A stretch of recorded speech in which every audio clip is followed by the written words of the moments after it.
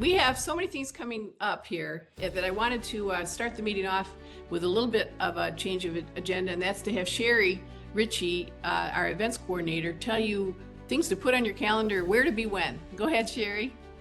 Okay, great. Thank you, Patrice. I'm Sherry Ritchie. So yeah, first of all, next week, right after Labor Day, on Wednesday, September 3rd, at 10 a.m., the Only Citizens Vote bus tour is coming to Lansing, and they're making a stop at our Capitol.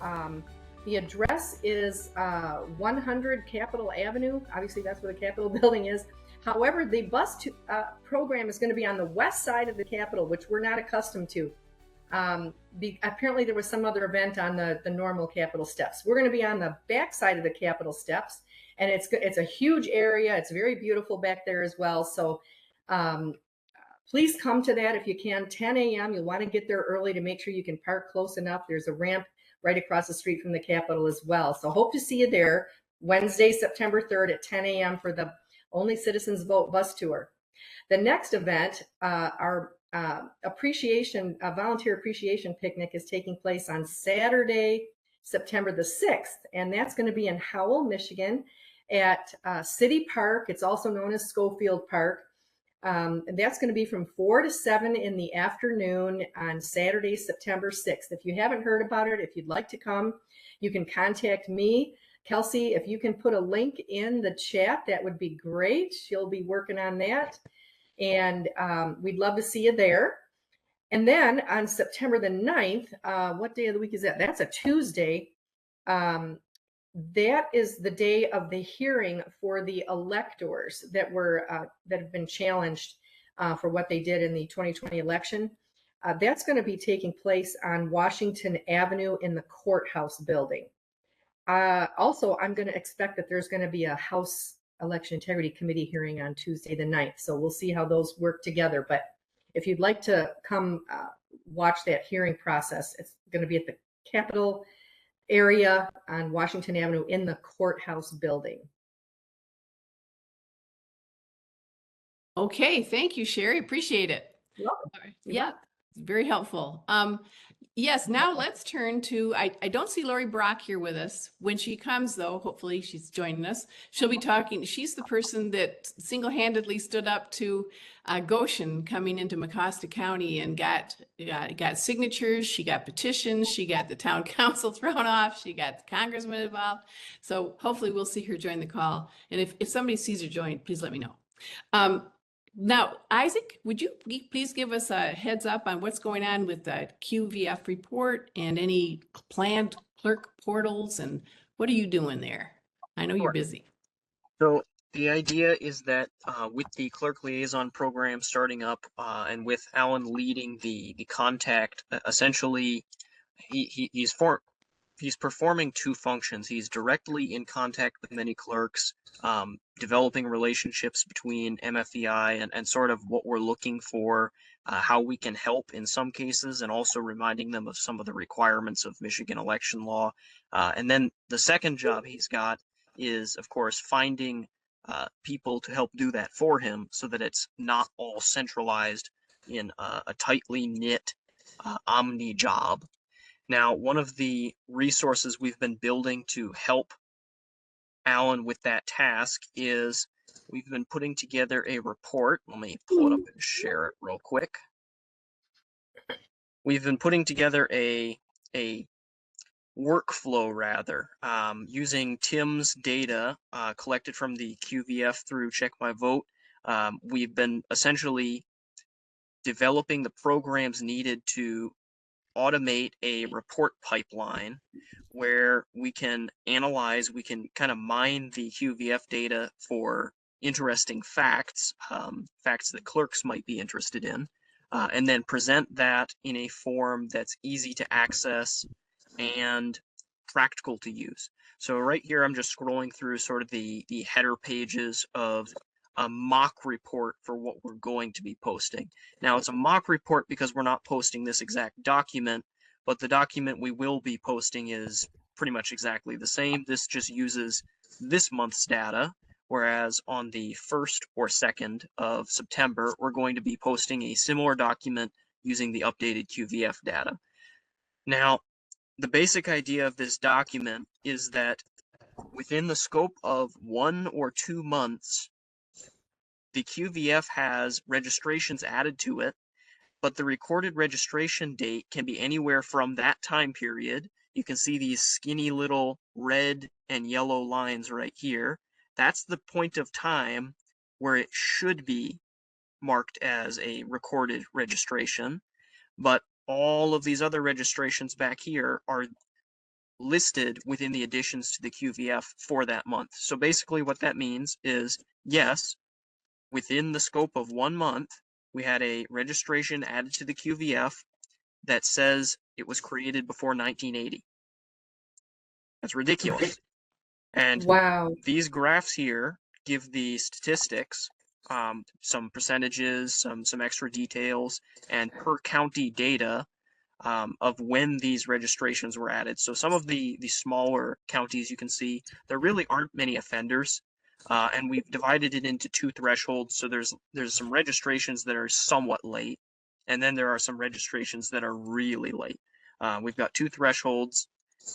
There are no critically late registrations in some of these counties, but you can see there's one critically late registration in this county, and then I won't go through the entire document because, of course, this is data printed out for the entire state of Michigan, but you can see if I scroll back up to the table of contents, Wayne County has quite a few more pages than the rest. Now, due to size, that makes sense. However, if we head over to it, we can see there are 42 critically late registrations, and hey, it's that early registration we were talking about. There's a registration that was added to Wayne County within the last 2 months that says it was created in 1986. This makes no sense. We're going to be posting this data, or rather not this data, but we're going to be posting the similar data for next month because there's a 99% chance that we will see similar old, if not backdated registrations added within the next month's data as well. We're going to be posting that on either the 1st or the 2nd as soon as we get the QVF data updated from Fani and can process it. So this is a sneak peek for the report we're going to be putting out in a few months, and we intend to keep doing so each month because since we sorted it not only by county but also by municipality, any municipal clerk who would like to take a look into this data, they may not be able to immediately challenge or remove some of these registrations, but they can at least start asking questions. Why are these specific registrations here? What system is putting them there? And once we have that information, then we can start taking action to correct, what are the automated systems that are mistakenly adding these old registrations back to the QVF. So that's the story of the QVF report we've been working on, and this will be the first addition to the clerk liaison portal, the for clerks section on MFEI's website that we're working on in order to provide value to the clerks instead of just always challenging them on the little nitpicky details of Michigan election law. So I have a question, Isaac. Maybe we can take that data and convert it into a FOIA, asking the Bureau of Elections to please explain how this could happen. Or not, excuse me, you can't FOIA for an explanation. You FOIA for documents. So you want to FOIA any documents explaining how these people could have been added at that late date or, retroactively dated. Let's think about the wording on the FOIA. But let's turn this information into FOIAs to the appropriate parties. All right. Thank you. Good. All right. And I'm pleased to see we did have Lori Brock join us here. Lori, I kind of started doing an introduction of you saying we were looking forward to your joining us. But for those of you who followed the Gotion story, Gotion was a Chinese communist battery factory that had been approved by Mecosta County commissioners or town council. I'm not sure, you'll have to tell me. Anyway, Lori has a horse farm next to it, and Lori said no. So Lori, tell us your story. Well, hi. Thanks for having me on. I appreciate it. kind of the story started about 3 years ago. Um, didn't know anything about this Goshen plant coming in. And we went to I had a letter in my mailbox that said, if you care about your community, you better show up at this meeting tonight. And we went to the township meeting, and literally were told that there was a 2,000-acre mega site coming into Big Rapids, and they were going to start breaking ground in a month. Nobody knew about it. Nobody had any idea. Our current township supervisor kept it completely quiet. They'd worked on it for 3 years, never said a word to anybody. Mm. So it took all of us by surprise. And then when we started interviewing, as soon as it happened, I asked to interview Chuck Phelan, who was the vice president of Goshen. And we did an interview, and I caught him lying repeatedly. There were three of us that were interviewing him, and he lied about the CCP backing him. He lied about the community support. I mean, he can't have community support when nobody knows about it. I mean, it was ridiculous. And they went to the, um, they went to the Senate, and they were telling everybody about how everybody was promoting this company, and we all agreed to it. And that was literally after 800 people were there the night before protesting it. When we just found out about it, they still went to the appropriations committee the next day and said, "Oh no, everybody at that meeting was for it. They were all happy." And I'm like, they lied so bad, and there's nothing we could do. It was like they lied and they got money. They got, I think, $178 million from between the MEDC and the Right Place and Whitmer. They pushed this plant down our throats, and since from that moment on, we started fighting them. And I had one rally, and the first rally had about 3,000 people. And from there it just grew. We had a lot of people come to help us. We had, John Molinar was very instrumental, Pete Hoekstra, um, Lana Tice. We had a lot of different people. Our local guy, Tom Kuntz was very helpful.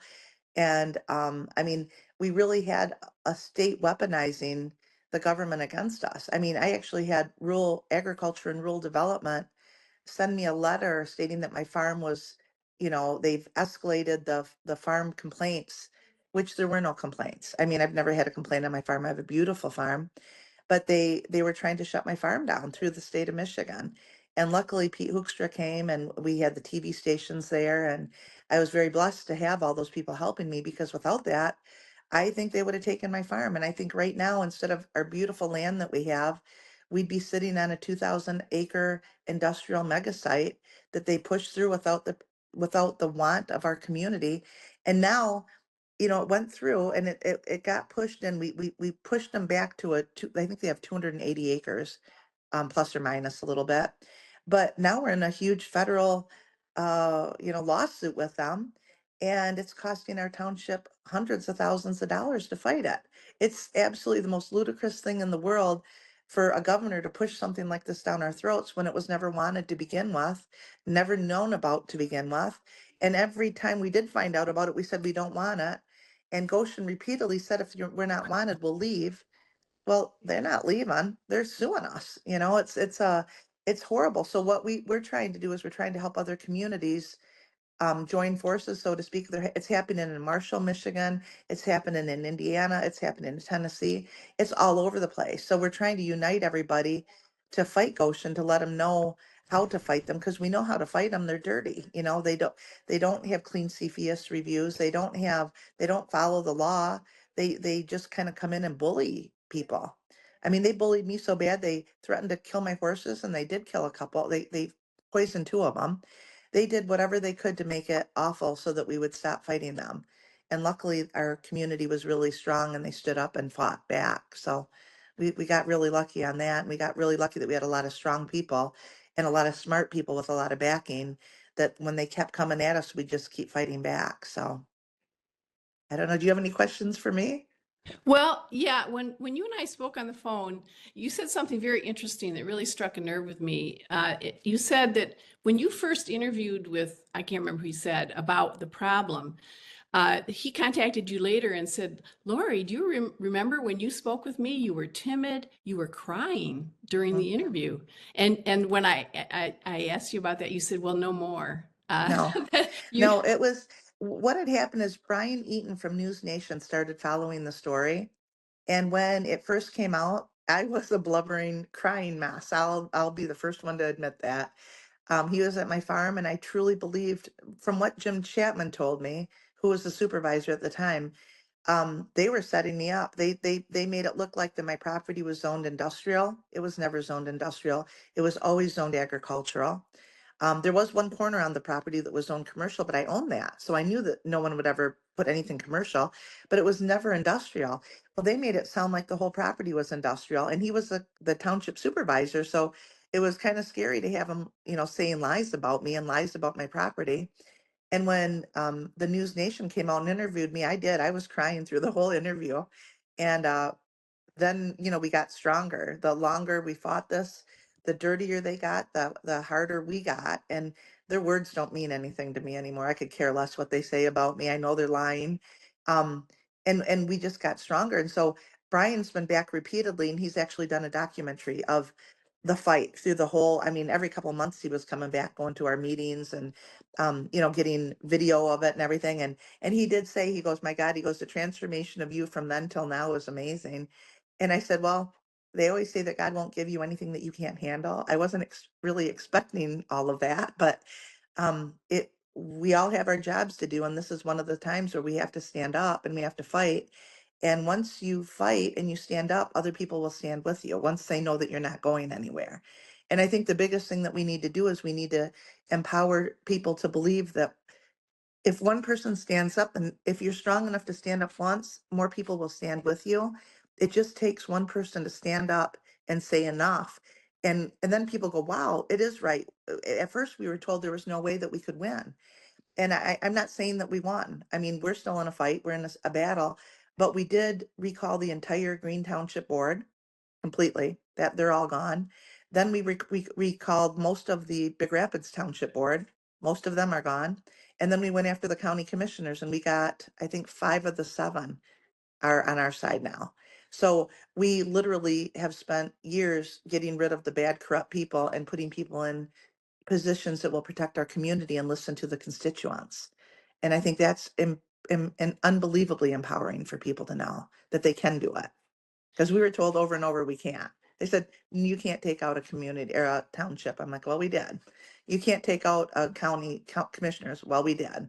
When you back everybody and you get everyone to back you, you definitely can. It can become very powerful.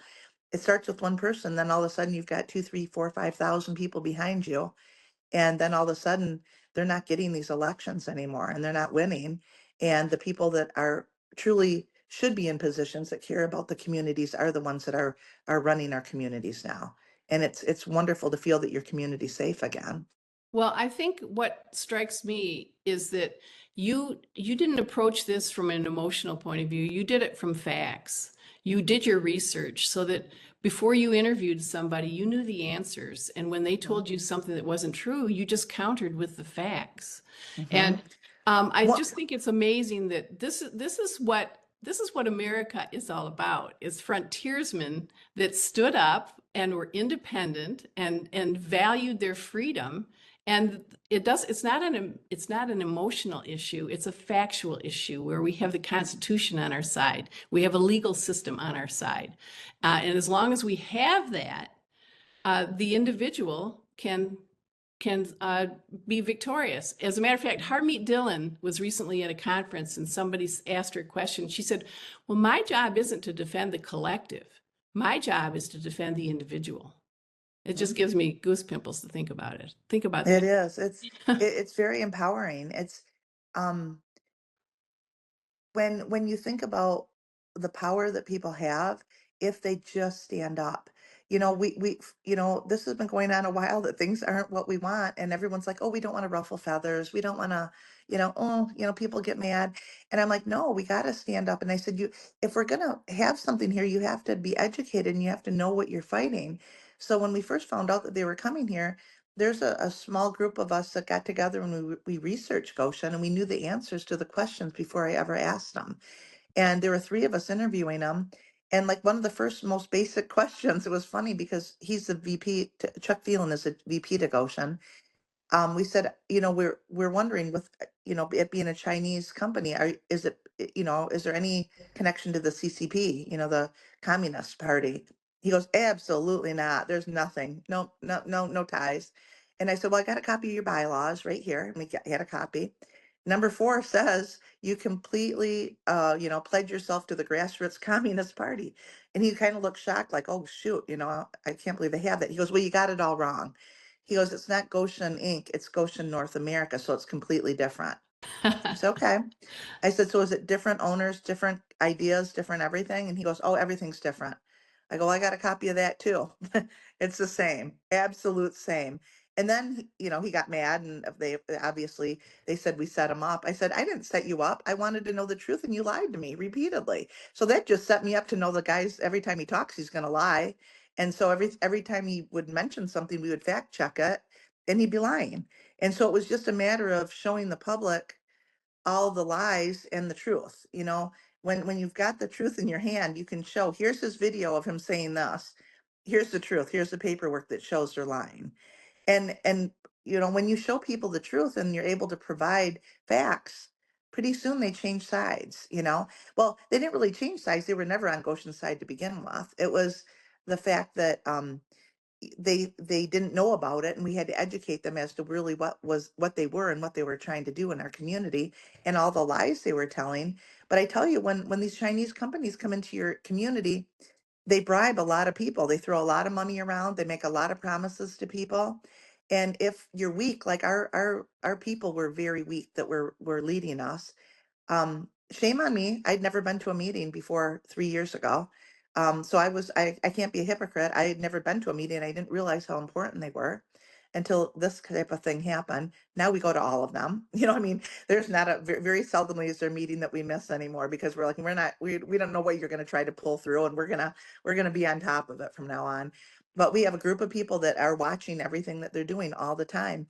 And it's important for people to do that because it's so easily for them to corrupt a few good people. And the thing is, some of these people might have been good people at one time, but you get the thought of power and money and it convolutes them. It's like all they start thinking about is what is in it for them.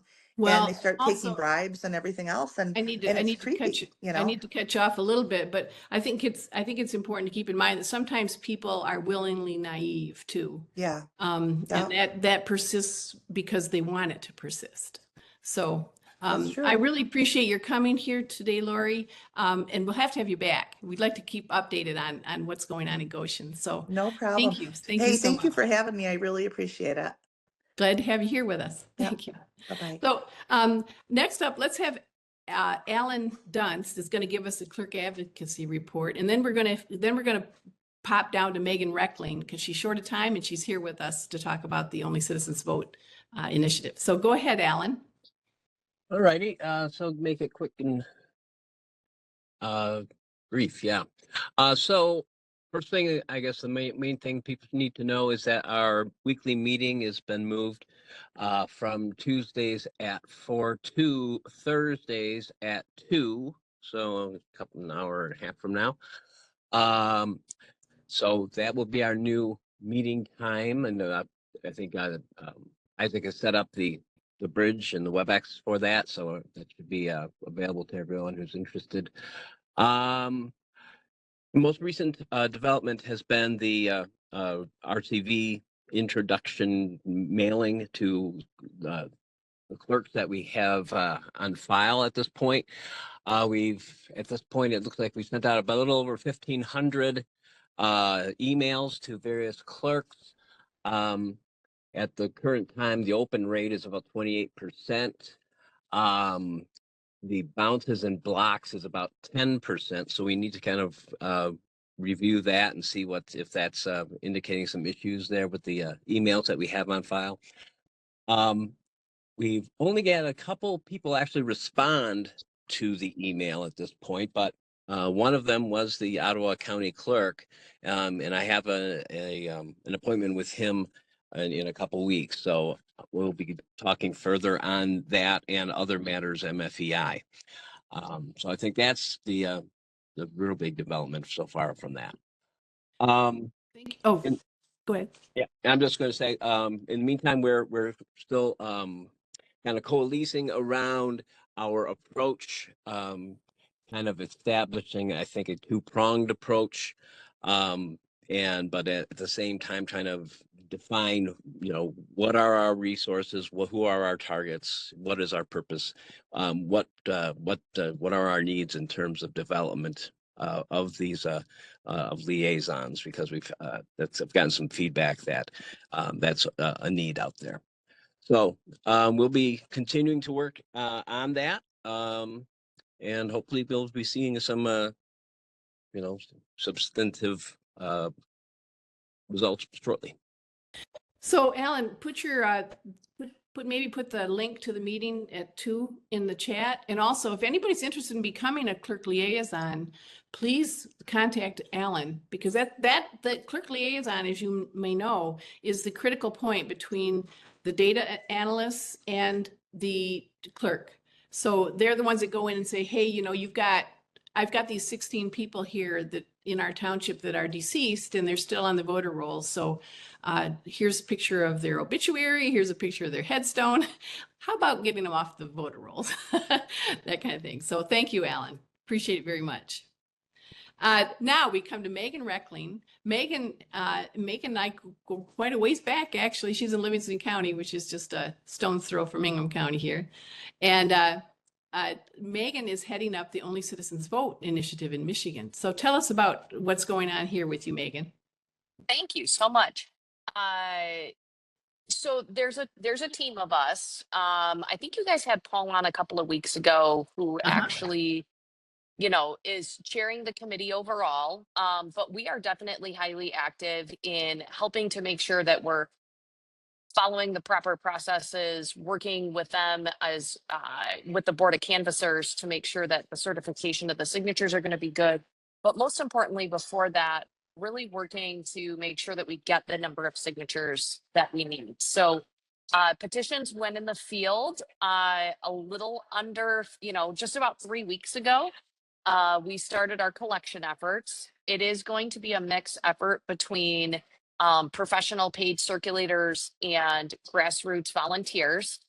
We've set a pretty aggressive goal of getting 155,000 signatures from volunteers to help supplement the effort.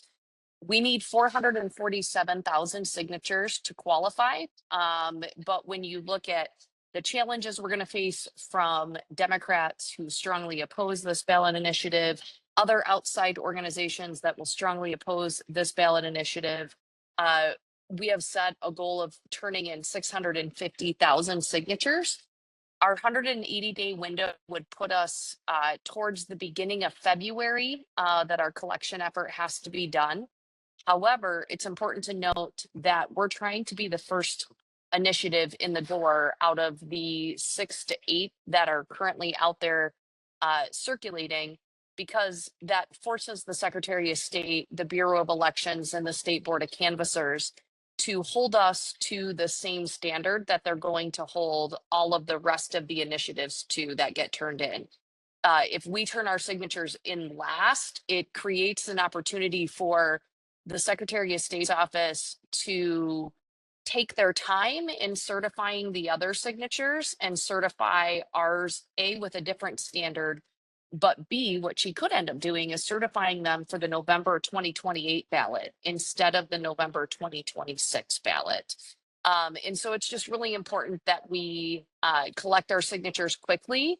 As a team, we've set a goal to collect all 650 signatures by the end of November. So that's a lot of signatures in a little amount of time, but things are looking very positive.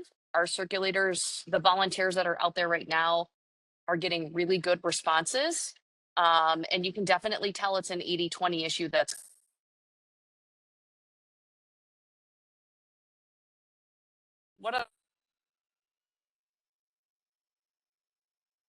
Sorry, Meghan, you're breaking muted, up. Patrice. Yeah, Oh. Meghan, you're breaking up a little bit. So can you see to put your information in the chat so people can contact you to circulate petitions and to sign up if they're interested? And Dee, go ahead with your question. A question, Meghan.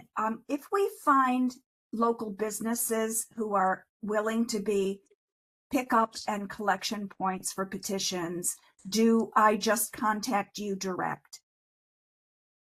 You can contact me directly if you have petition sheets. We would love to know where the business is and if they will allow us to advertise that so we can tell people that the petition is there if they want to sign locally.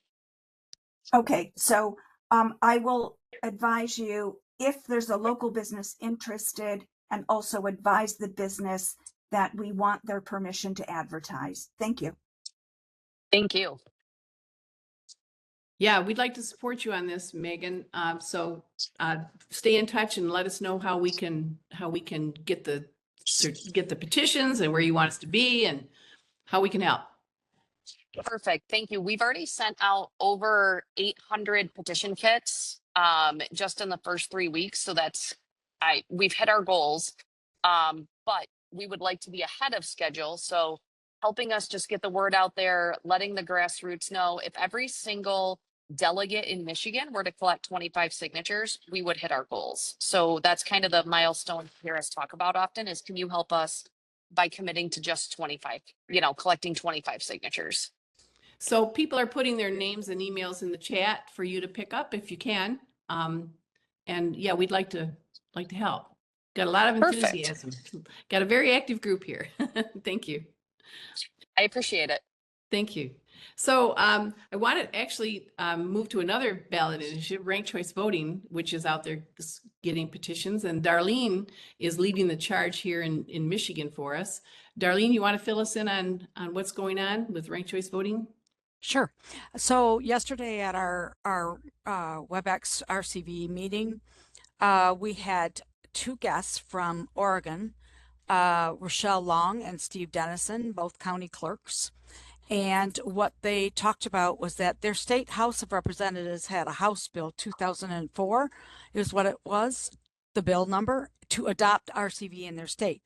Over a 3-month period, there were many testimonies and statements at hearings resulting in having the RCV initiative put on the ballot and decided by the voters as opposed to it going through legislation. So that pressure helped it to get to on a ballot measure. So what Rochelle Long, the Klamath County clerk, did was she developed a PAC called Concerned Election Officials. And they had a total of 17 clerks. She had a total of 17 clerks that joined her out of the 36 in Oregon. And what it allowed them to do, being a PAC, to place a nonpartisan statement in the state official voting guide pamphlet.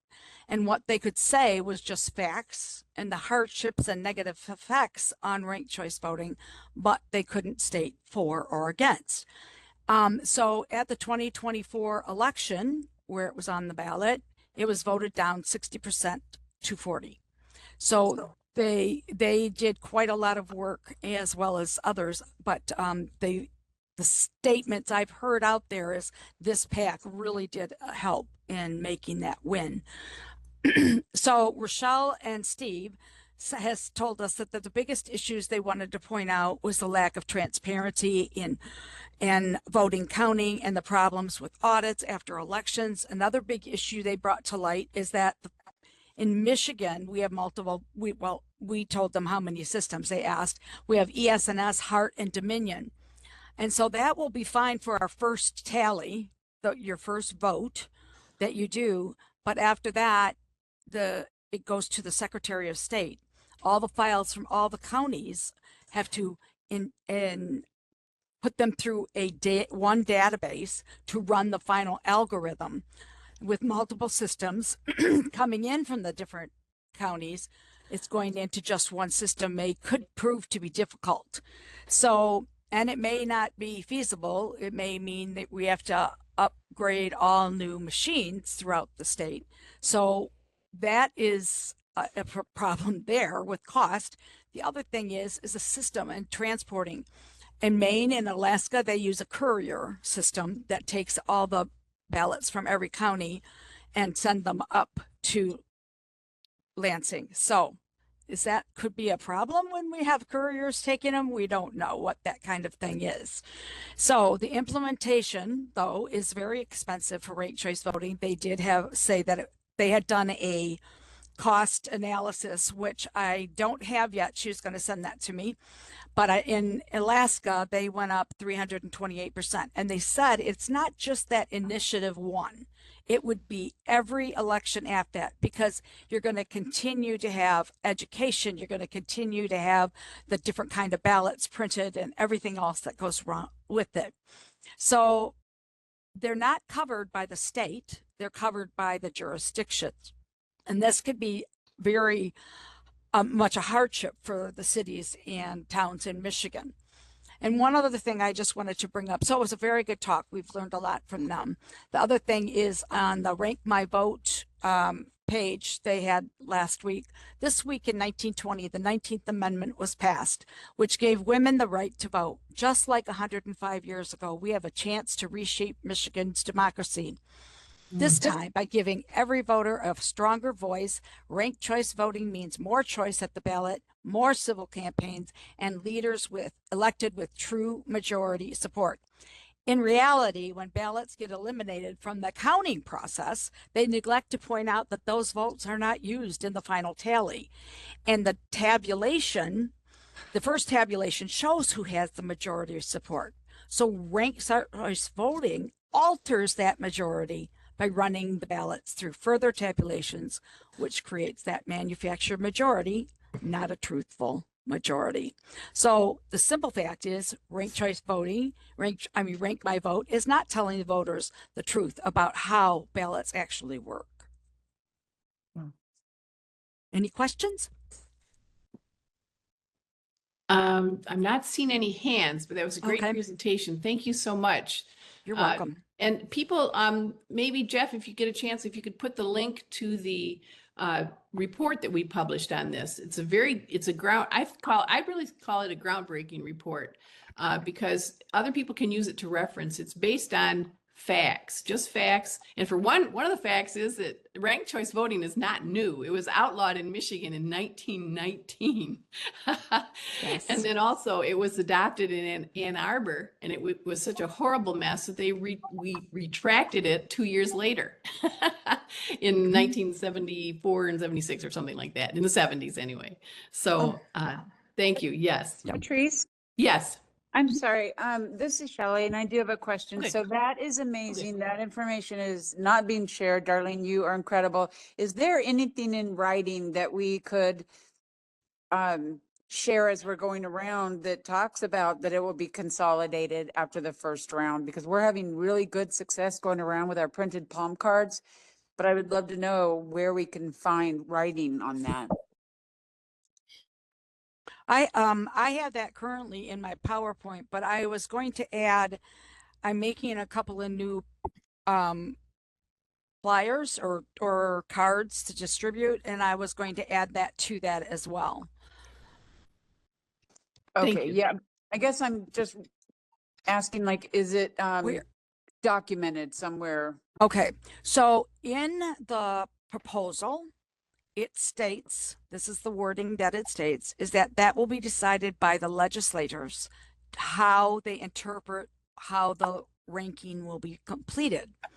But based on what I have found in Maine and Alaska, and also in the EIN, they have it's not called ranked choice voting anymore. It's called all different kinds of things to get into our voting systems.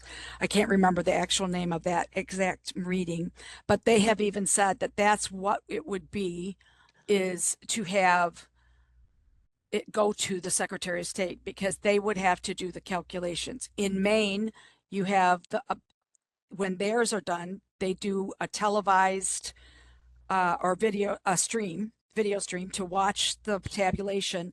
They have representatives from the two major parties, and then you can have any of the candidate people that want to send people, but you stand outside of a barrier to watch them put ballots through a tabulator. So there isn't any actual document, but according to what they had in the other places that they had the ranked choice vote pass, that was the same way in their document, was that it was done by the legislators.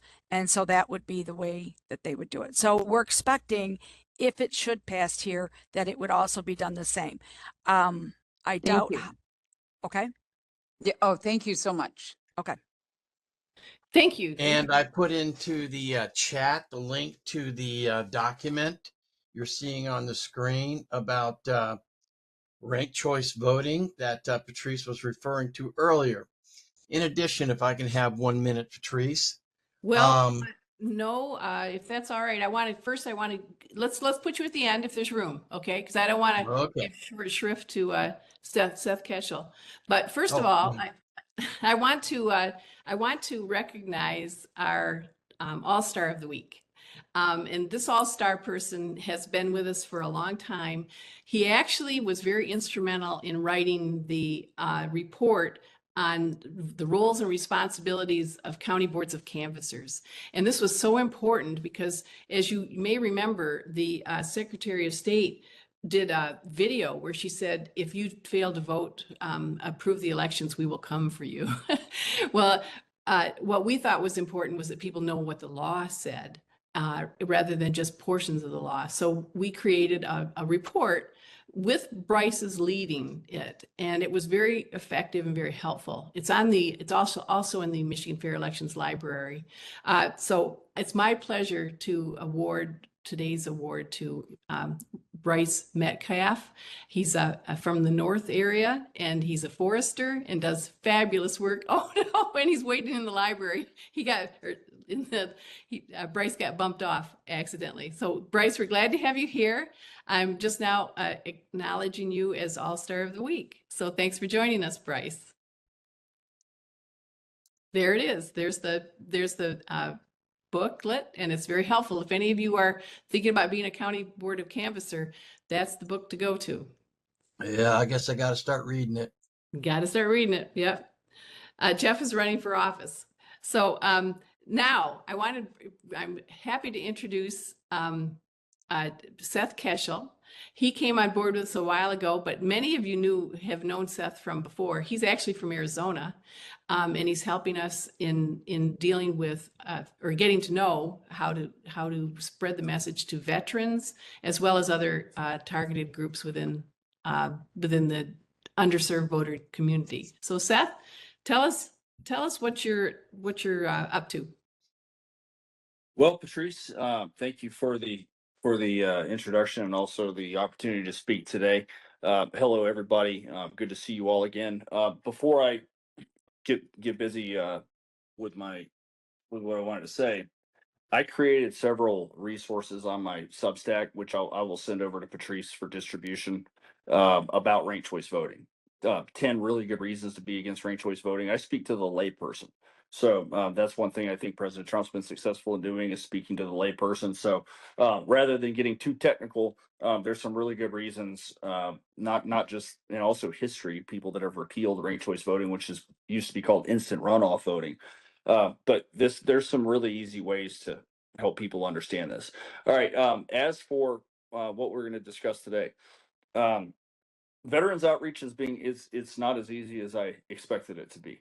I was expecting to have a meeting with the board of an organization called Vet Life. That seems to have either hit the rocks. I think that they probably searched me, realized that I'm a pretty politically connected person, and that one's sort of in the air. I've got some feelers out with some other Michigan veteran organizations. There are a lot of events that are happening for Michigan veterans, so it may do me some good to get up there and go to some of these events if they're clustered together, to make inroads like that. They're usually smaller events with 40 or 50 people rather than massive organizations. But I've still got ideas on that. I'll connect with you outside of the call to go into greater detail. Fani commissioned a few maps from me. In the 2024 run-up, I actually mapped every precinct in Michigan and all the swing states. He requested a map of Antrim County. And people ask about the 2024 election and what kind of data can be gleaned off of that if we think it wasn't as bad as the 2020 election. The contrast maps between 16, 20, and 24 are telling. And the reason I think they matter is because a lot of our goals hinge on getting good people in office. And until elections are cleaned up fully, which I think that there's some momentum that's going to happen from the top soon, based on things I've been hearing. But until elections are cleaned up, we have to compete in elections where you have a combination of real and fraudulent ballots. So given that there's 83 counties, I suppose there's probably some interest here. I did Antrim County for funny. Let me show you. Let me turn this camera around. For me, from a campaign in Rhode Island. Now, this is the 2nd congressional district in Rhode Island. So campaigns have to juggle time, resources, energy, money in a finite space over a finite period of time. So properly understanding the classifications of the precincts, where to spend money. This is a D+15 district. So, the purple spots are the areas that are going to swing the election if it's to be won. Then the contrast votes. These are really important. So this is the Democrats' contrast vote from 2016 to 2024. And the key thing that has swung Rhode Island substantially is the Democrat decline in Providence. Is the area that the Democrats are hemorrhaging voter support. And that's a key place where candidates are going to have to campaign. With that said, if anybody has any counties that need to be run in Michigan, please reach out to me, skeshel@gmail.com or skeshel@protonmail.com. And that's all I have for today. All right. Well, thank you very much, Seth. It's great to have you join us here. Also, I understand we're planning an event where you're going to be the featured speaker here coming up sometime, hopefully. I am. Sherry's juggling those. One of those is the ball she's juggling. So thank you. I am. Yep. Cherie is going to be scheduling an event for the 31st of October. 31st of October. Okay. And it's not a Halloween joke. Is that firm, Seth? Is that firm, Seth? October 31st, November 1st? I think that's the tentative dates, and we got pushed a little bit because of Michigan State football. So yeah, it's worship around here. What can we tell you? So yeah, exactly. November 1st. Great. That's great. Perfect. All right. Thank you so much. We'll be in touch, Seth. Thank you. Okay, great. So Thanks. Mark that on your calendars, everybody. Thank you. All right, Jeff, we do have time for you. Please wrap us up here. Well, okay. Very quickly. There's an organization called VoteBeat. It is ostensibly neutral, and there's various states that have it. Michigan does have a reporter. Her name is Haley Harding, and I get their information. Well, they put out last Friday, do you have questions about ranked choice voting?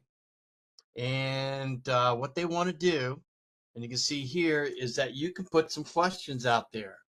What I've done, and I'm going to put it in the chat, is that I looked at that and I did a survey of various people, and basically it's questions that we would like to put to ranked choice voting.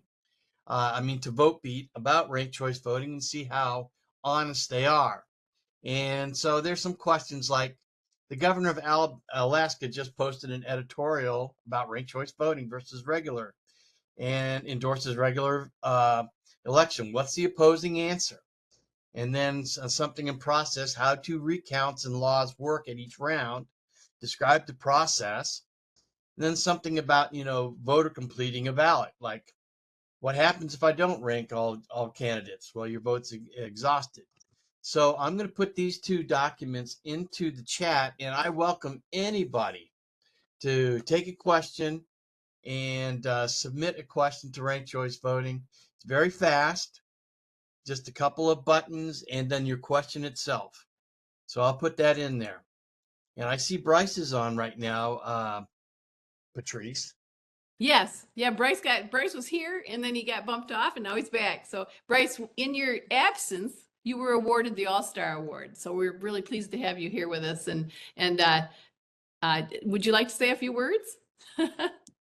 Not to put you on the spot, but I always enjoy doing that.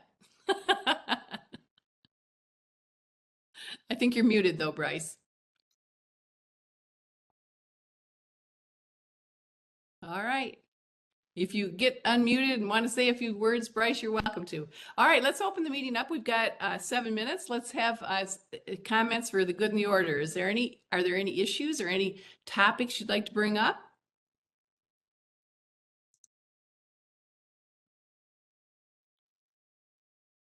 I had a question. I don't know if you saw it in the chat, but a while back there was a reference to some initiative or a group that was presenting to I think that was the